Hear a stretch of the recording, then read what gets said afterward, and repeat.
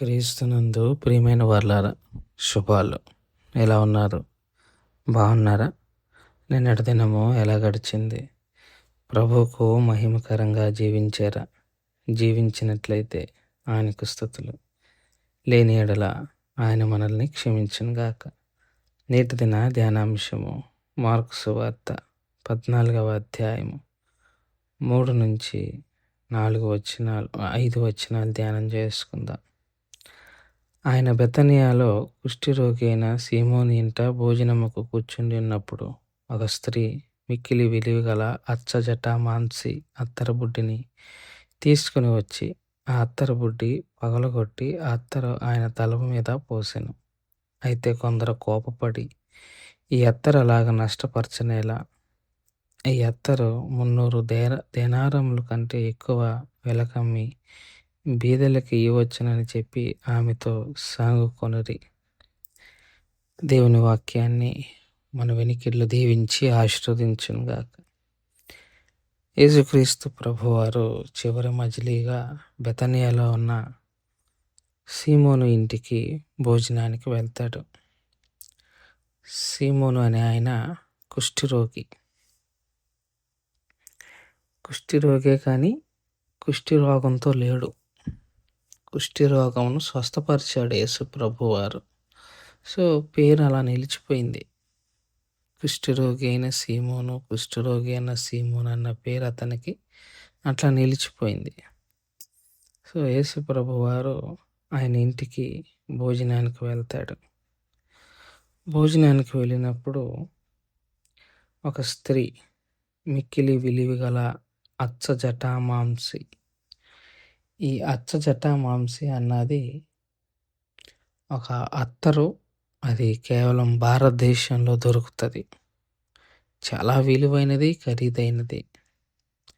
భారతదేశం నుంచి తెప్పించుకున్నారు ఆ రోజుల్లో. అంటే వర్తకం జరిగింది.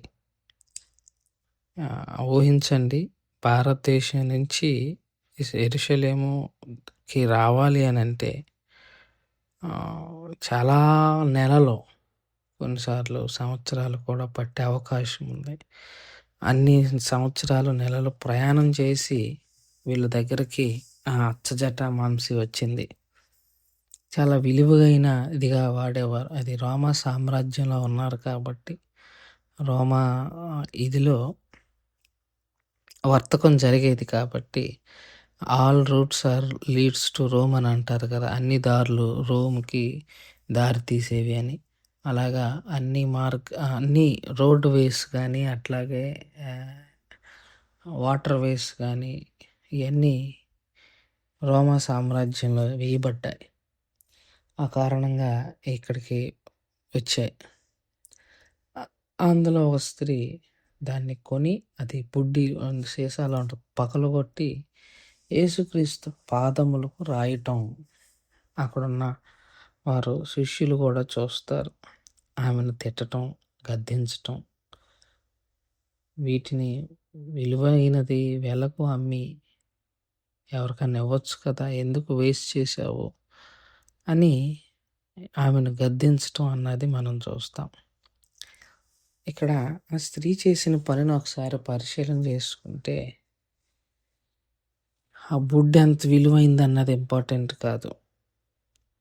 ముందు కూర్చున్న ఆయన దానికంటే విలువైన వాడు అని చెప్పటమే ఆమె ప్రయత్నం. నా జీవితంలో ఏది నా ముందున్న ఆయన కంటే విలువైంది కాదు అని చెప్పటం. నిజమే, లాజికల్గా చూసుకుంటే అది అమ్మి ఎవరికన్నా ఇవ్వచ్చు. కానీ దట్ డజంట్ మ్యాటర్. బతుకుంటే ఇంకెప్పుడన్నా ఏదైనా చేసుకోగలను. బట్ ఈయన విలువైనవాడు. ఇవేవి కూడా ఆయన ముందు సరికావు.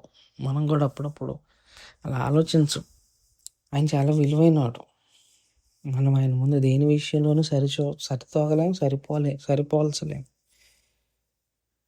ఆ విలువైన ఆయన్ని పక్కన పెట్టి విలువ లేని వాటి మీద ఎక్కువ దృష్టి పెడుతూ ఎక్కువ ఆలోచిస్తూ ఉంటాం.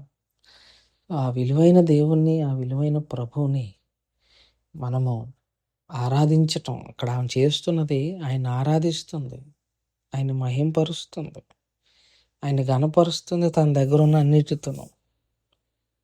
తన దగ్గర ఏముంది, ఎంత కాస్ట్‌లీ అయింది, ఎంత తక్కువైంది అన్నది ఇంపార్టెంట్ కాదు. తన ముందున్న ఆయన అంత విలువైనవాడు. నా దగ్గరున్న ఈ విలువైన వస్తువు కన్నా ఎక్కువైన విలువైన వాడు. మన ఇంట్లో ఏది చూసుకున్నదంతా ఆయన కృపే. ఆయన లేకుండా మనం లేము. ఆయన విలువ, ఆయన ప్రాధాన్యత మనం మాటలతో చెప్పలేం. అలాంటి ఆయన్ను కొన్నిసార్లు చిన్న చిన్న విషయాల్లో ఆయన నామానికి అవమానకరంగా, ఆయన నామానికి హేళనకరంగా ప్రవర్తించేలాగా కొన్నిసార్లు తిండి దగ్గర తిట్టుకుంటాం. తిండి దగ్గర దొరికిపోతాం. తిండి కంటే విలువైనోడు ఆయన. కొన్నిసార్లు చర్చిలో తిండి విషయాల్లో గొడవలు పడుకుంటాం. వచ్చింది ఆయన ఆరాధించటం వదిలేసి ఆ చర్చిలో మనకు తిండి దొరకలేదని గొడవ పడే రకాలు. అలాంటి పద్ధతులను మార్చుకోవాలని ప్రభు పక్షంగా మనం చేస్తాం. ఈ మాటలను ఇంతటితో ముగించుకుంటున్నాను. దేవుడు దీవించును గాక. ప్రార్థన చేసుకుందాం. మమ్మల్ని మిక్కిలిగా ప్రేమించిన మా ప్రియ పరలోకపు తండ్రి, మీ పాదాలకు స్తోత్రాలు. చెప్పబడిన వాక్యాన్ని బట్టి మీకు స్తోత్రాలు. విన్న వాక్యం మా హృదయంలో భద్రపరుచుకొని వాక్యానుసారంగా జీవించగలిగిన కృపను దయచేయమని యేసు నామములో అడుగుచున్నాం తండ్రి. ఆమేన్. God bless you.